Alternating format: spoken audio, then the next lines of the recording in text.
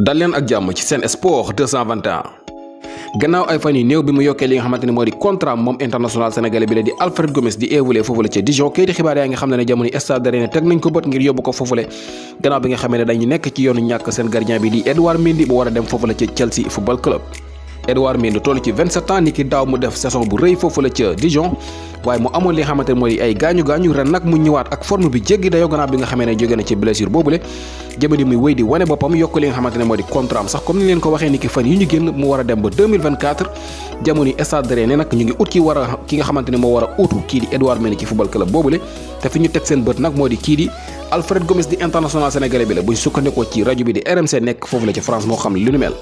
mi nga xam ne ba tey ne ñi nga xamante ne ñoo di waa Stade de Rennes ngir ñu mën a jot ci kii di Edouard Mendy lu mu néew na dinañu fay somme bu toll ci 15 millions d'euros mbaa lu ko jege gannaaw bi nga xamee ne kii di Edouard Mendy wala Alfred Gomis yàggul dara la yokk li nga xamante ne moo di contrat am ak football club boobu la di Dijon.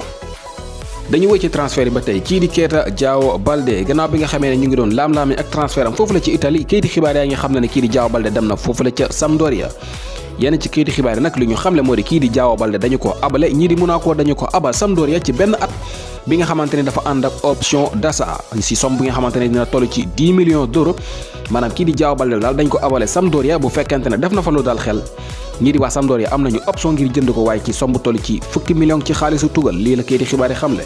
am na yenn kayiti xibaar nag yu génn di xam ne kii di Diao Baldé able wuñ ko waaye dañu koo jaay dafa war a dem foofu la ca Sampdoria ci transfert bi nga xamante ne définitif lay doon maanaam du ñëwaat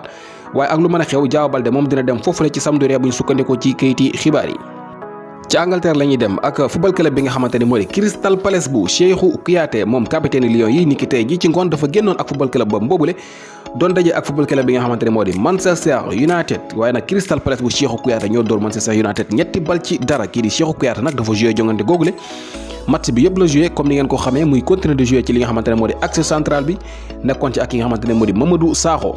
moom Cheikhou Kouyaté def match bu rëy gannaaw bi nga xamante ne Manchester United attaqué woon nañu loolu football club boobu di Crystal Palace waa géré na ko ba benn bal dong la ñu encaissé ci jongante googule Crystal Palace génn ak victoire ci match boobule ci ñetti bal ci benn gi nga xamante ne door nañ ko Manchester United.